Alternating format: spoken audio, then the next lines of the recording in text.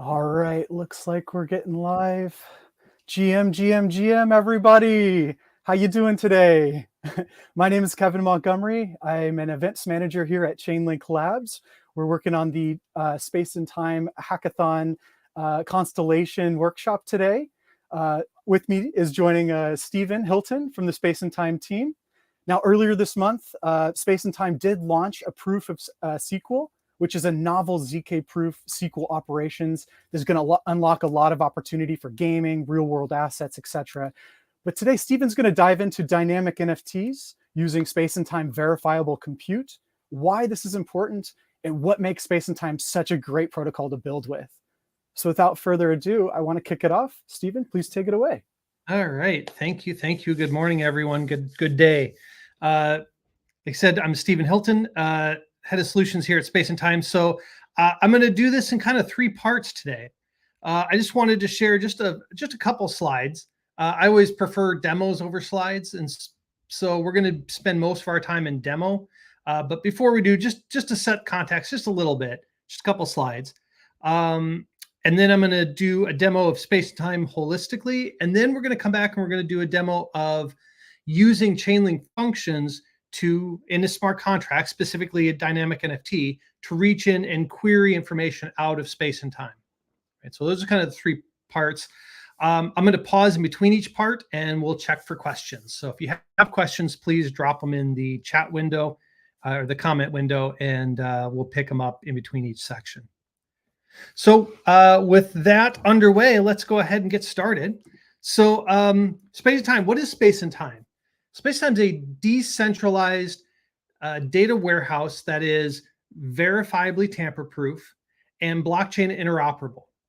And so when I say that, there's a few things to unpack. I think everyone here understands decentralized, right? We're built from the ground up to be decentralized, and we're going down that decentralizing journey right now. Data warehouse, it's a large MPP style database. Think Snowflake, Vertica, Exadata, Teradata, those kinds of it's a big data platform. It's a way that you can use SQL to interact and run queries across terabytes of data, but also we're a hybrid transactional analytic platform. And so you can also use it to get very quick response on like millisecond speed queries as well. So we kind of have both capabilities. In the big data world, you may have heard of OLAP or OLTP. This is HTAP, hybrid transactional analytic processing.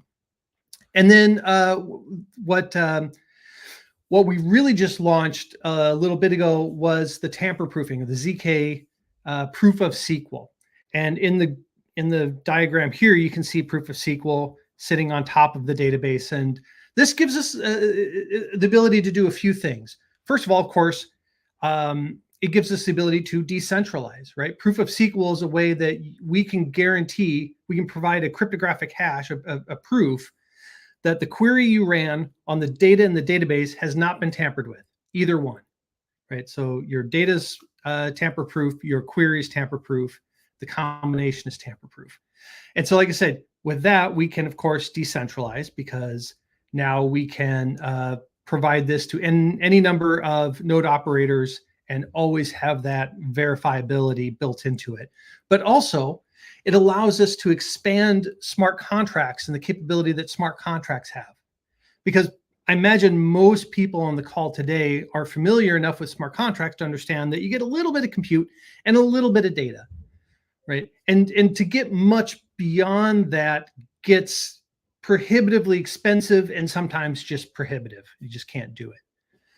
And so Space and Time is a big data system that has the verifiability to provide smart contracts with information in a tamper-proof way, which means now you can have a smart contract reach into a big data system, run a complex analytic across terabytes of data, get a small result that goes back on chain or goes back to the smart contract for consumption on chain. And so you can see where that starts opening the door to a lot of really interesting use cases that just you couldn't do before, or you had to inherently take off chain in some mechanism to really have the compute you needed to do. So yeah, I mean that's the tamper proofing. When I say blockchain interoperable, of course, smart contracts is certainly the way we push data back on chain, and we use Chainlink functions for that, and we'll go over that more in a minute. We also will index the various blockchains, and it's not so much that we want to be an indexer as it is we see this as a commodity and just table stakes for building a big data engine in Web3, right? It just doesn't make sense to have that engine in place without the blockchain data to go with it, because the two go, hand in hand. Of course, it is a data warehouse, so you can bring your own data as well. And in fact, our final demo connecting a dynamic NFT, we'll use a gaming use case, and we'll actually have our own table that we'll connect to. So you'll see us, we'll load data and we'll delete data, and we'll work with data and then push that on chain, or actually more accurately, prompt our NFT to go get the data from off chain.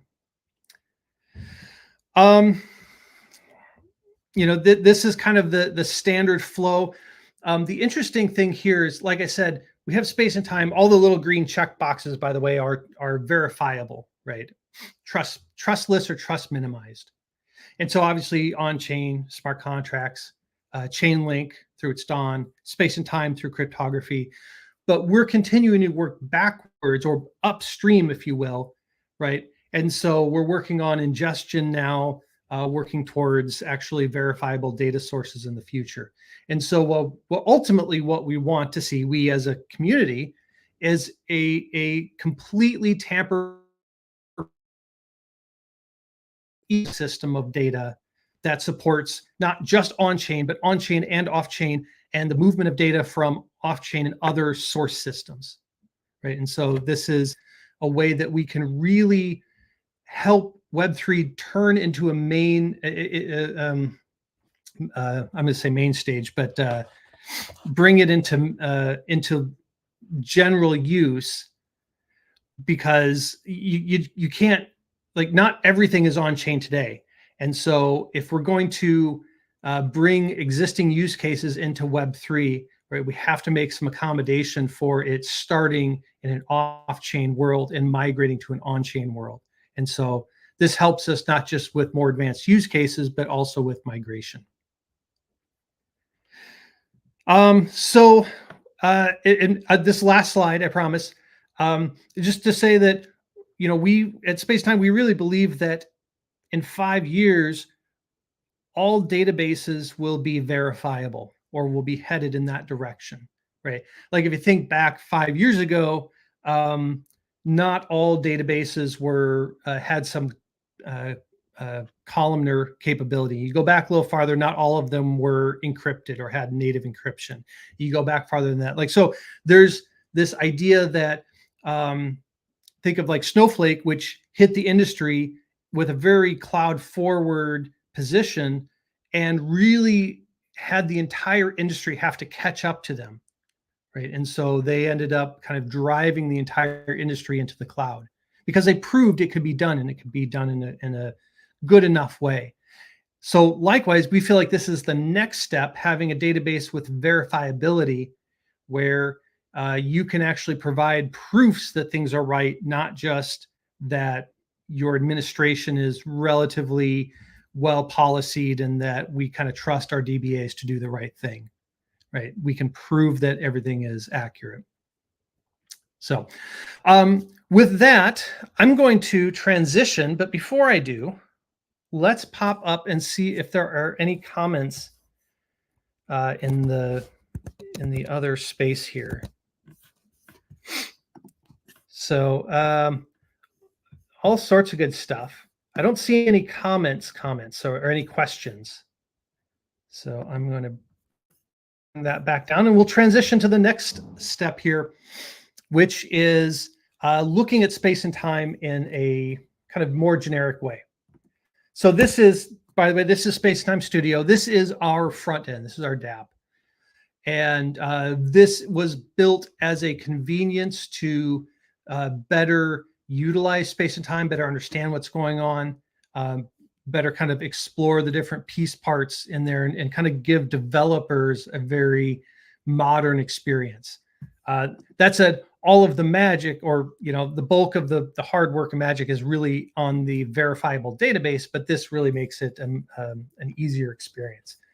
So I'm just going to sign in here, and there's different options to sign in. I'm going to sign in with the different set of credentials, but we can come back and sign in. I have a MetaMask sign in as well,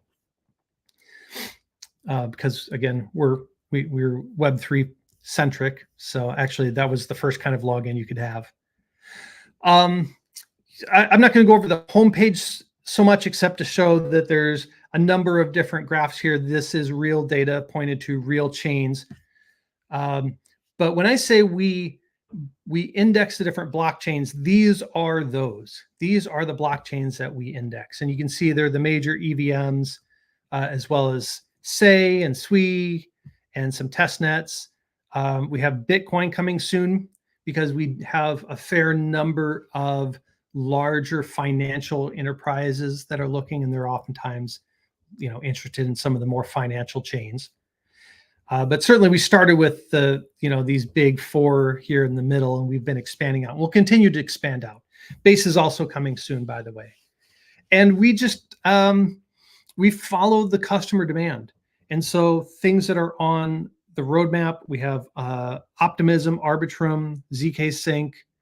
I think those are the next few big ones, but you can expect to see this page grow over time. Now, when I say we actually index the data, we actually take the blockchain ledger structure and we normalize it down into a relational structure for ease of use. So this is what you'd call an entity relationship diagram, or an ERD. And you'll see the different primitives here. So there's a blocks table. Blocks have transactions. Transactions have event logs. So you can really use these tables to reassemble the entire blockchain. But if you're a game and you really primarily care about NFTs, for instance, then you probably just care about the, say, the ERC 1155 transfer table, right? It's an NFT, or the 721 transfer table, which is over here. And so that way we kind of logically isolate the major use cases of these chains, but all of the data is there from Genesis block all the way till about 5 seconds after block finality, around there. So we're close to, I call it near real time. Right? We're not real time. We don't do mempool stuff, but we do run our own RPC nodes as well as contract others. So we have some redundancy. So we have some verifiability, right, across different systems. And so that's what gets fed into here. We also have a number of, we have a mechanism by which you can supply your own smart contract, and we can index that for you. Right now, that's kind of on demand, but in the near term, we have probably the next month or two, we have a page that we're going to release where you can just drop your own smart contract, and then it'll pick it up and it will index it. If you're familiar with subgraphs, this will look very familiar, right? Basically, we're taking smart contracts that people give us, and we generate a schema for the smart contract or set of smart contracts. And then every event inside of that smart contract gets its own table, and the columns are the parameters for that. And so you can see I selected USD. Let's do USDT, actually. Yeah, it's not really any smaller, but that's okay. So we can see USDT. This is the smart contract. Here's the issue event. Here's the destroy black funds event. Here's the added blacklist event, the approval event, deprecate event, et cetera, et cetera, et cetera. So each one of these tables is an event inside of a smart contract, and the columns in this table correspond to the data in that event, or the parameters that were emitted with the event. So that way, it's not even so much that you care about just NFTs, you care about your contract NFTs, or you care about your set of tokens or your smart contracts that are going to, manage a DEX online. You don't even have to deal with all the rest of this. We can just provide you just that data right up front. And that's true of this. I happen to pick on Ethereum because, of course, that's the big boy, but, that's true of all of these different chains. So that's kind of the indexing that we do. Again, we feel that indexing is very much table stakes, that it's quickly becoming commoditized. And so it's something that we provide to the network for free. So if you sign up for Space and Time, there's no, you don't have to go ask for anything. It just appears. It's just there. You can immediately start querying it. Speaking of querying, it's always fun to go query something. So I'm just going to drop a query here to go get all Ethereum wallets with a balance greater than 100. There's no time constraint on this. So it's going and it's traversing, I'd say, the entire Ethereum chain. But remember, this is the wallet table. And so it's really all of the wallet records from the chain, right? And so that gives us a substantial speed boost right there, about 2.5 seconds, right? We can get back our results. We could do this a different way because, of course, we're now in the age of AI. So I can say, show me 100 ETH wallets with a balance greater than 100. And run this. You'll see it's going to OpenAI. We've trained OpenAI with a vector database that basically has it understand all of our columns and our tables and what they mean in the business terms. So when I said ETH, it understands ETH is actually Ethereum, right? That's a business term. And you can see in about 3.5 seconds, it was able to go through and traverse and get the same answer. So you don't even really have to be able to write queries anymore to interact with space and time. And we think that's probably going to be a trend going forward, where you don't even have to, really understand how to write SQL. Now, it helps, and you'll notice that we actually still showed you the SQL that OpenAI wrote. And on the right here, we'll always show you the table that you're querying, or tables, plural, plus anything they directly join to. And we do this for a couple of reasons. One, because it's convenient as you're writing queries to understand what other tables you can directly join with, but also to give you context as to the result that OpenAI gave you, because it is generative, right? And depending on how you ask your prompt, you want to make sure you understand enough of what you're getting back to be comfortable with the answer. So we always provide you lots of context here. You can also query your own tables. So I'll say select star from SxT demo dot, and we'll do our tamper-proof stocks table. Now, this is a table that I generated, that I created, and I filled with a little Python script. It is tamper-proof, right? So I could actually turn on the proof of SQL here and have it run a tamper-proof query for me. And we can do that in a minute, actually, because it just ran. You see, it ran in about 1.5 seconds. The reason I like this is twofold. One, because you can see very quickly. You could just load data, and you could join this data with the on-chain data.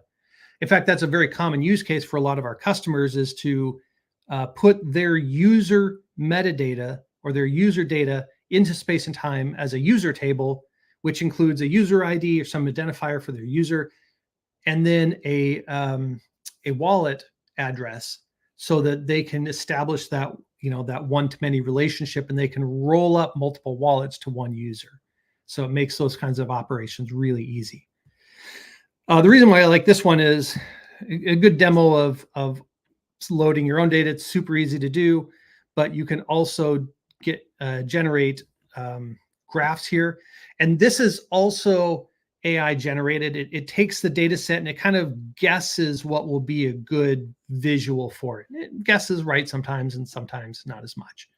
But you can kind of click through here and say, let me find one that kind of looks interesting. This one looks kind of cool. So I'm going to save this one, and we'll call this one our Chainlink demo stock chart, I guess. Oops. and then we'll save this. And that goes into our grouping here. And I can actually even pin this to a dashboard if I wanted. So let's pin it to, oh man, I don't know. We'll pin it to this one. I could even pin it to a new dashboard. But once I pin it there, right now I can actually flip over, oops, to my dashboards. And you can actually build dashboards with it. So it's also kind of like Dune. So we have we're data warehouse like Snowflake. We can do specific smart contract address indexing and decoding and indexing like Subgraph. But we can also build graphs like Dune. I should have picked one that actually had all valid queries in it. Here, I'll pick this one. This one's actually one that we did during the Chainlink SmartCon, what was it called? The pregame event. So there was a big space and all of the games showed up and they were showing off their games. Our CTO, Scott Dykstra, did a little speech in there. And then we also generated these dashboards. I can show you a bunch of them, but you can see the different NFTs. These are NFTs by date, transfer by date, some different characteristics, different address by date. Here's the same information, but by time of day, not by date. Here's the whales. So you can see which whales, which addresses own the highest number of, your token, or in this case, your NFT. And of people who are, let's see, this one's buying your collection. What else did they buy? So this starts to become like a lookalike analysis or a competitive analysis. Are there people who are buying something that feels very similar to you? And then you can say, well, who bought this other thing that didn't buy ours? That seems like a really good group of people to go target, right? Or conversely, if we scroll down here a little bit, here's people who sold our NFT and what did they buy instead? Or what did they go on to purchase next? And so these would be people who maybe didn't like our product so much, but sold our NFT and went and bought a different NFT, right? So again, these are a good competitive analysis. And maybe you want to reach out to target these people for a retention program. Hey, come back, buy our NFT again, come play our game again, and we'll give you some deal. So you can see that, even just something very simple like a gaming use case has a lot of applicability. And this is all just data that, again, we load this data to the network for free. You can just come in and start playing around with it, right? There's nothing that you have to do other than just sign up for space and time. Speaking of signing up for, actually one more thing I'm going to show you before I do that, which is just on this last page here, the smart contract. I'm going to run this query. It's going to execute, give me an answer, and then it's going to do something kind of interesting. I select the data type I want, and then I can actually go here and say, give me the code. It's not like I wouldn't use this as your final code, obviously, but give me the Solidity code and the JavaScript for putting this into functions. And so think of it like a boilerplate or a get started guide here. So, if nothing else, it shows you an example of what you would look like to do. So with that, I'm going to actually log out of this. I'm going to sign in with my wallet. Let's just sign that. And then we'll log in, and I think, yeah, here we go. So this, I created a demo. I have two accounts on my wallet here. I have a demo and I have my normal one. So this is the demo. So it's not signed up. We've got a number of different ways. There's different fixed rate plans, but the one I really want to talk about here, just to point out, is that first of all, you can get in. You don't have to sign up for an account. No, you can get in. You can start. Like, I won't sign up for an account. I can just go here and run a query, right? Like, there you go. Now, eventually, if I do this long enough, I will eventually get paywalled, right? Eventually, I'll hit a limit and I'll be prompted to go sign up for a subscription. But yeah, I have enough to go play around and see what I like and kind of get the feel for it. Eventually, I say, well, okay, cool. I want to go sign up. Right now, we have this pay per compute program going on, which essentially is like, you think of it like a gas type approach, right? It's pay per compute, pay per usage. If you run 20 cents worth of queries 1 month, we'll bill you in arrears for 20 cents. Well, you put in your credit card today. And then in the next, I don't know, next couple of months, we're working right now to bring crypto online with this so that you can come in and it'll be much more like a gas model rather than being billed in arrears for a credit card. It's just, you go, purchase, tie a wallet to it, and we'll just burn down the gas. But the ultimate value will remain the same. I'm not going to beat on about this very long, except I just wanted to point out that this is, we put this together because we really want to be more developer centric, right? We want people to feel like they can get in and play around for a couple bucks, right? And they can build things. If you're just starting off, you don't need a big fixed rate plan, right? To operate for the first, 3, 6, 9 months of startup's career, right? If it makes more sense to go here and just pay for whatever you use, awesome, we got you covered. Eventually, as you really start rolling into production, all of a sudden this will make a lot more sense. But at that point, you've got a production product. When you're at that point, this becomes insanely cheap, right? For what all the different things that we offer, this is just stupid cheap. So I invite everyone to go out. If you haven't already pirated the URL, there it is. There's no secret, app.spaceandtime.ai. And you can just go and you create an account. You don't have to sign up for anything. There's no you don't have to put in your email. You don't have to put in anything you don't want to. You don't have to put in a credit card. You just create an account and you just go. And then play around with it for a while. At some point in the future, you decide whether you want to continue, and off you go. So I think that about wraps up this kind of demo of the main kind of chunk of the dApp. I will actually only mention one last thing, which is out on the docs page. I mentioned at the very beginning, the dApp is really kind of a nice looking front end or interface, but everything in the dApp is run on an API that you have access to.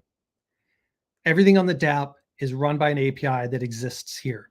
And so if you want to, you can run a query using this API, right? If you want to, you can go discover all of the different tables and schemas and primary keys and all of the information. When I go here, right, and I drill into these tables, or I go to the query editor and say view all tables, right? Like all of this discovery is just API driven and you have access to it. And so, and the same thing, if you sign up for an account, you want to go play around. If you scroll to the bottom here, you can see the access token. This is the access token that the API is expecting as the bearer token, right? So you can just plug it in there and you can actually authenticate using the dApp and then sticking it here. Of course, we have other ways to do it, CLIs and SDKs and JDBC drivers and all of this stuff. But I'd encourage you to play around. My point here is it's not a UI. That's not the magic. The magic is all of this. All right. Whew. How are we doing? We're halfway done. Let's see.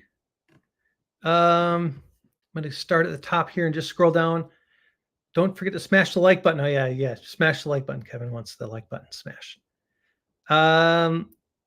I'd really like seeing the example of how queries can work in the dashboard industry. Okay. I don't think I see any explicit questions here. If I missed one, yep, let's go. All right. I love it. Let's go. All right. Just a little drink of water here. The next thing we're going to do is a little demo for creating a dynamic NFT. And by the way, this is the reason why I'm sharing my full screen instead of just the window, which is the web browser here, is because I want to be able to actually get in and do some of this for real. So this is on our docs page. So docs.spaceandtime.io. You can go out there. We just looked at the different ways to connect and running queries and all this good stuff. Down here under guides and use cases, we've added this create a dynamic NFT. And we're just going to walk through this. So once I'm done, you can click this. You can actually play the video. It's not me doing this video. It's another gentleman by the name of Zach, very talented guy.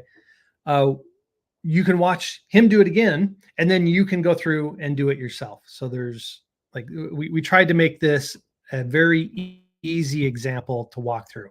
I'm not going to go through reading all of this. I'll just mention the prerequisites. Obviously, you need to have signed up for beta access to space and time and Chainlink functions. Again, you don't have to supply anything you don't want, but you at least have to go have an account. You can go look at the getting started guide for both space and time and Chainlink here. And then you have to have obviously a wallet. And we're doing this on Polygon Mumbai testnet. You could swap that out if you know how to operate on any of the test nets, or really any of the main nets as well. You just want to make sure you have a balance of at least 2 Link and 0.2 Matic. And these both link off to different faucets for getting started. So if you need help figuring that out. All right. With that, the rest of this setup, I'm going to go through relatively quickly. But before I do, I'm going to hop back over here. I'm going to log in as myself here. There is a table. I'm going to cheat just a little bit. I'm going to go down because I want to set up the use case that we're talking about here. So the use case here is we have a video game, and we're loading the video game's telemetry into space and time. And then at certain points in the game, we are going to go and update NFTs, game collateral NFTs, specifically our sword NFT here. You see this item ID, right? We're gonna basically give experience points to our sword NFT, and then as the sword NFT gets more and more experience, it's going to level up. And when it levels up, it's going to have new capabilities, and the picture, the NFT itself, is going to change. So that's what we're aiming for. Most of this is already in a repo. So what I'm going to do here is I'm going to, let's switch over here. I'm going to make a directory called test. Oops, I'm going to make a new directory. And we're going to call this Chainlink test. And then we're going to actually change directory to Chainlink test. There we go. And now we have a blank directory. We're going to go over here, and we're just going to clone this repo here. And this is going to bring down all of the collateral that we need to actually mint the NFT, and then set up Chainlink functions, and then start issuing commands from the Chainlink function, or really issue commands from the dynamic NFT using Chainlink functions to go query space and time. So there's that. We also have to do npm install. So that's all here.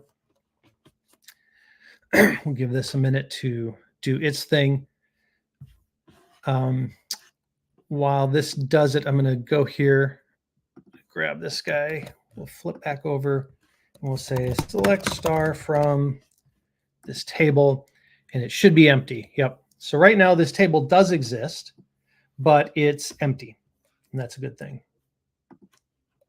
All right. So this is now all set up. I'm actually going to open this up. Actually, I'm going to open this up. All right, and I'm gonna cheat here a little bit, and we're going to take this guy off into VS Code just so we can look at it a little easier. There we go. Close all of this.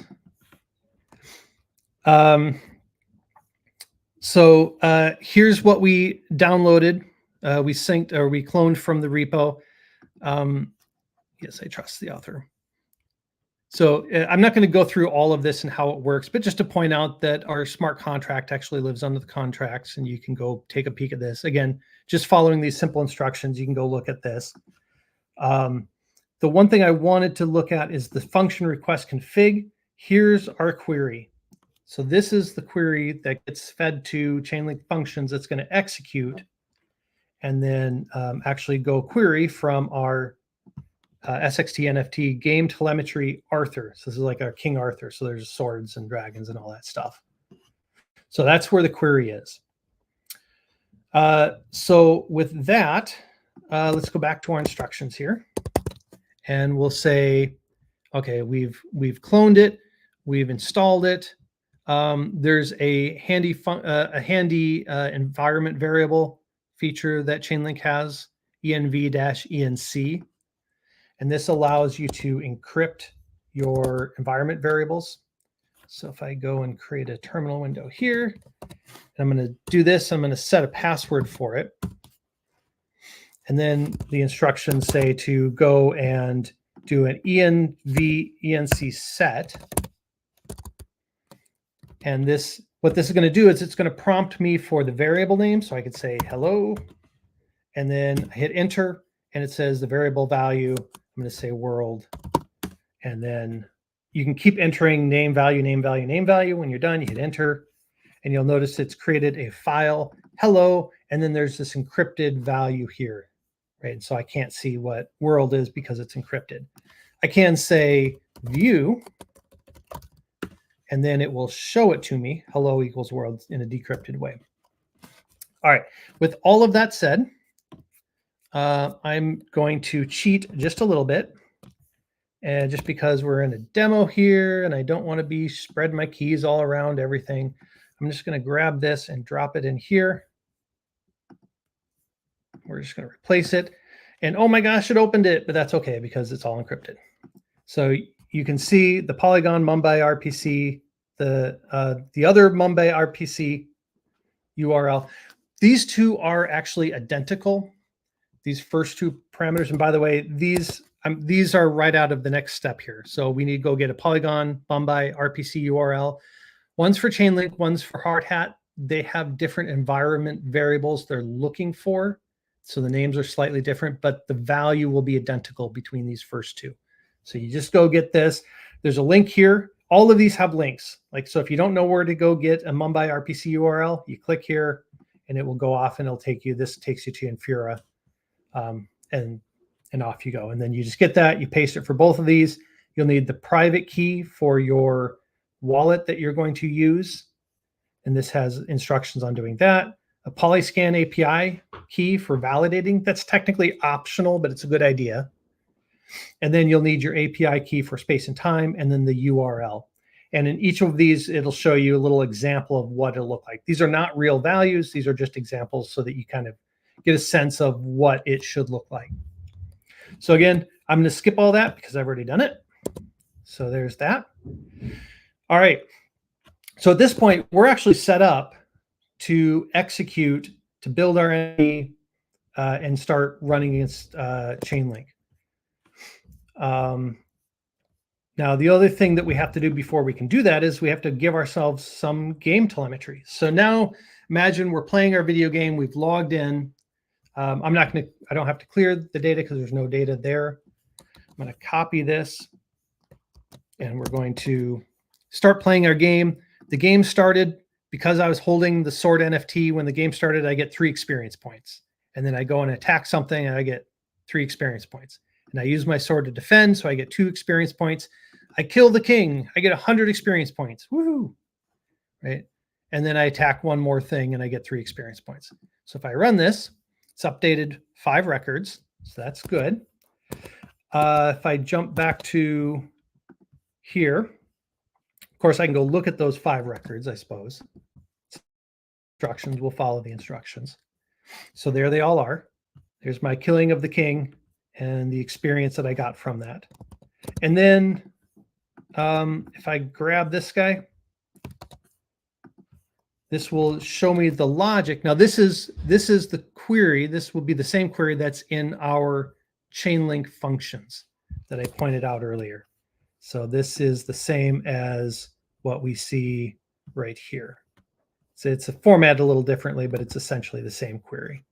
So if I run this, we can see my item is sort NFT. It's got 111 experience points, and that makes it between 100 and 150. So it is a level 1 sword. So I can expect a level 1 sword. So let's go ahead and see if that's true. First thing we're going to do is we're going to simulate the script. So let's see, we're going to go here.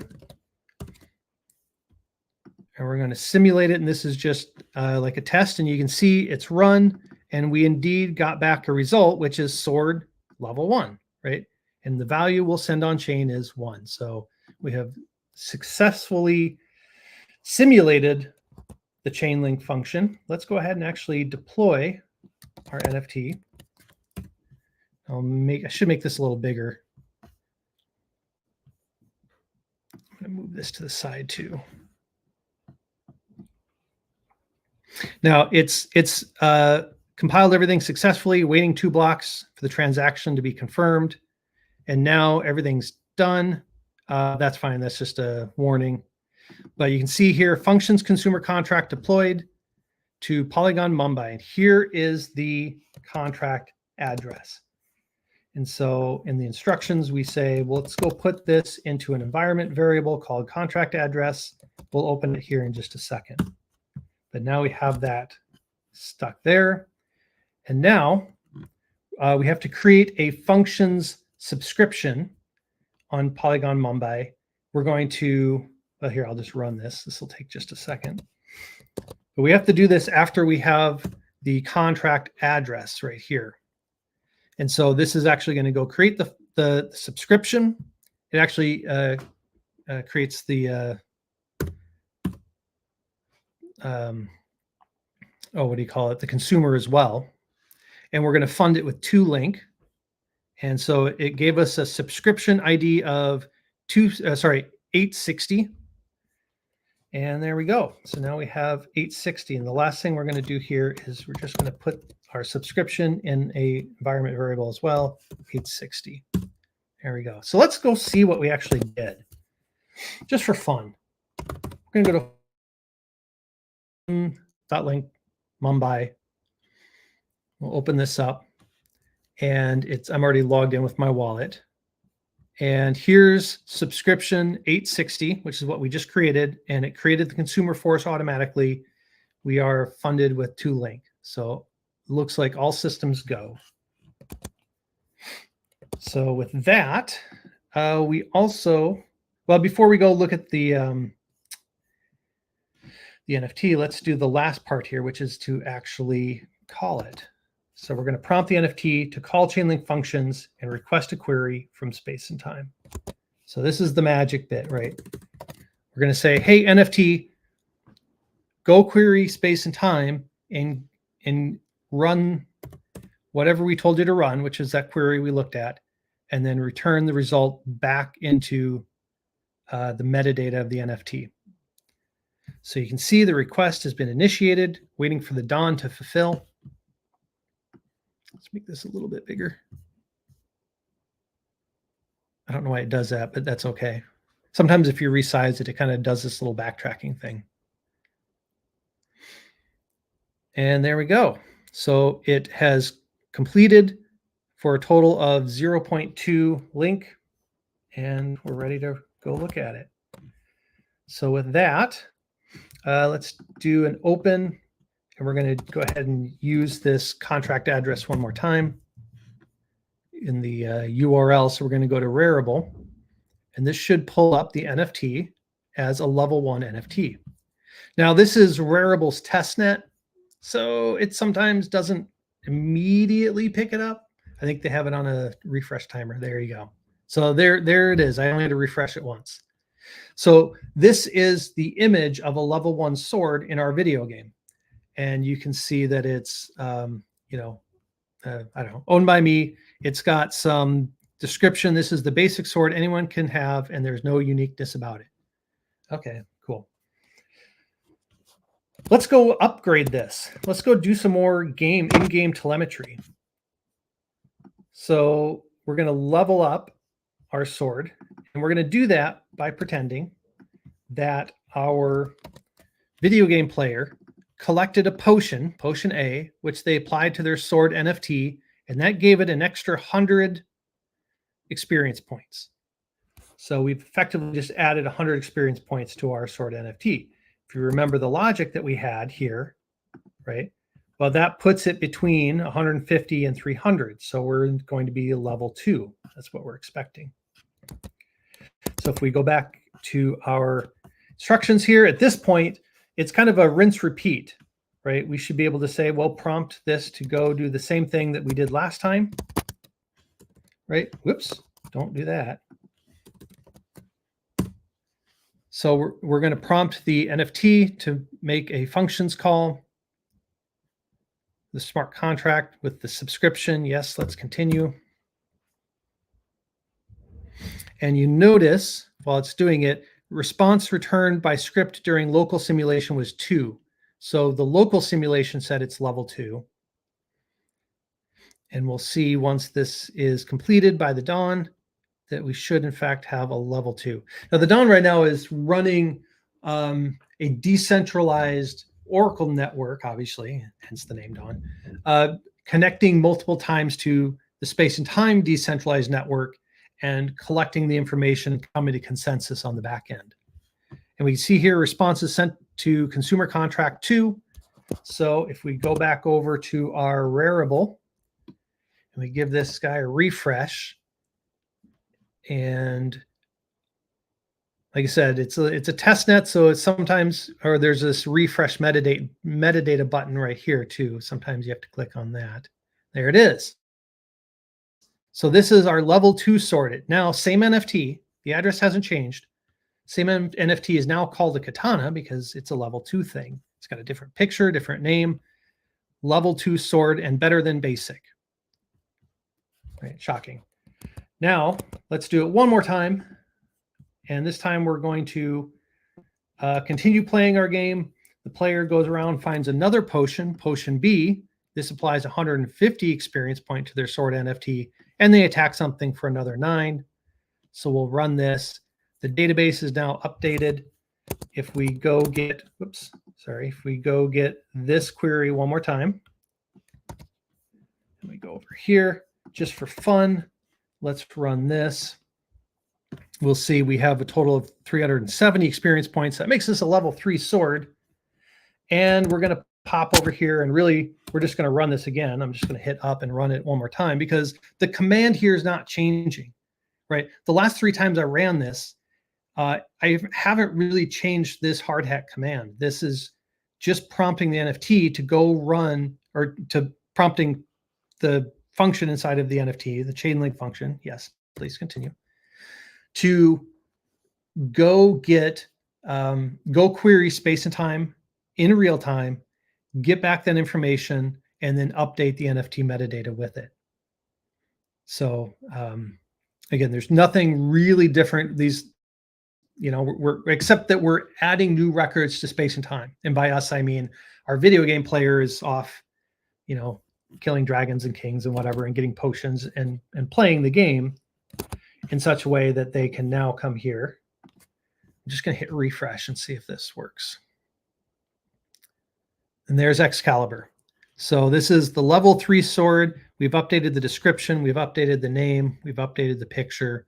Yeah, so you can kind of, you can imagine this is, these are pretty basic metadata information, but you can imagine what kind of more sophisticated use cases you could put on top of this. So with that, we're about 10 minutes out. That's really the end of this demo. I'll just say that, again, this is all out here for you to consume. You can go play around with it. And I'm not going to read every warning out here. I will say that this table itself is actually a public write table. That means anybody in the universe well, anyone with access to space and time. Universe might be kind of broad. Anyone on Earth with a space and time account can go in and read and write and delete. And so just, be aware that if somebody starts the demo after you do, they potentially could go delete your records because it's all on the same table. So, just keep that in mind. If you want to go create your own table, here's the query to go do it. So you could actually create your own, get a schema and then adjust the whole rest of the workflow using. So, all right, let me flip over to this nauseating view where you see my head 1,000 times and see if we have any other questions. I don't see any other questions. Is there anything that anyone would like to ask in real time here?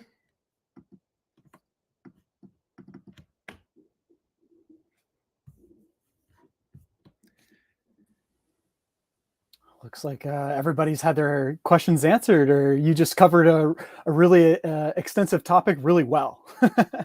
Awesome. Yeah, it's great to see all the stuff that's come out of space and time. I mean, just the fact that you can query SQL operations in chat format, like you don't even need to necessarily know how to write SQL, but at the same time, you're able to use the amazing plugin that you guys have facilitated for these hackers and making sure that they're able to effectively make their smart contracts to their fullest capabilities. So it's really awesome to see.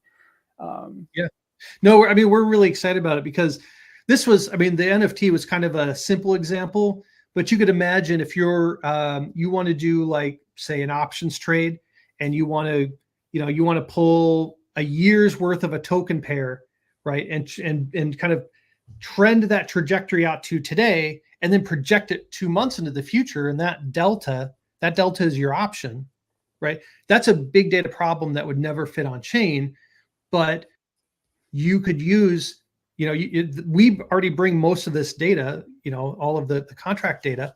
You could do that long tail, that really big data problem, get the answer. It's just one, it's one number is the answer, right? Use Chainlink Functions to have your smart contract reach out, run that sophisticated analytic, that one number back. And then from there, right, you can go on to make more intelligent decisions with your smart contract because, you've pushed off that big computation to a big data engine. Right. And it takes us back to the beginning of our conversation where you're like, most of the industry, maybe 5 years, a lot of it will be turning towards more verifiable when we look at these data inquiries, which is great. I mean, the way that the infrastructure is being built out now and all the exciting things that we get to see these hackers build with, it's really exciting. I want to thank you so much, Stephen, for coming on, sharing your expertise, going through a deep dive of everything. I know it was a lot of valuable information. Definitely like what you all are doing. Yeah, thanks, Chad. Thank you so much. We love Stephen. Polygon. We love Polygon. Yeah, shouts out. Quick reminder to the hackers, Constellation deadline is December 10th. Depending on where you are in the world, it's about 19 to 20 days away. We do have a dedicated channel within Chainlink's Discord to interact with the space and time team. I also encourage you to go check out their Discord channel. A lot of great stuff. If you have any questions, they're always happy to help. If you haven't registered for the hackathon, go to hack.chain.link to go ahead and register yourself. We've got over $500,000 in prizes up for grabs. A lot of great stuff, you guys. And with that, Stephen, anything else to close us out on? No, we love Chainlink. We love the hackers. Let's go. We're on board. Let's go. Awesome. Thank you so much for your time, everybody. I hope you have a beautiful rest of your day. Thank you. Take care now.